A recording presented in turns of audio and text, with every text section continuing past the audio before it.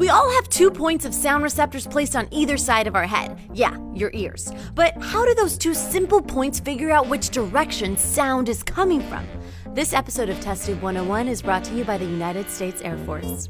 Now, sound waves travel towards your ears and hit them at slightly different times. The difference between a sound hitting your left ear and right ear is what we'll call the lag time. Add in the reflection, which is the sound bouncing off of objects around a room, and this further allows your brain to determine the direction of the sound. Then there are parts of the sound wave that are at such high frequencies that we're not really hearing them, but our brain still perceives them. Sounds like the sound version of ghosts. This part of the sound, usually closer to 1 kilohertz, may hit one ear but may then get filtered out before it hits the other, due to its smaller wavelength. So if a sound hits your left ear slightly before your right ear with minimal reflections, your brain will tell you that the sound came from the left of your face. Boom.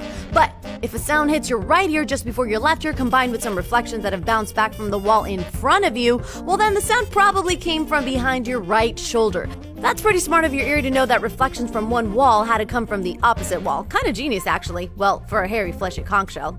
But what if the sound hits both your ears at the exact same time? The outer part of the ear, called the pinna, funnels sounds into the ear canal. In these situations, the pinna steps up to determine the tone of the sound. That tone, which is affected by texture, shape, density of things it hits or passes through, is critical for you to figure out if it came from above, below, or simply all around you. The United States Airmen go above and beyond to break barriers both professionally and personally every day.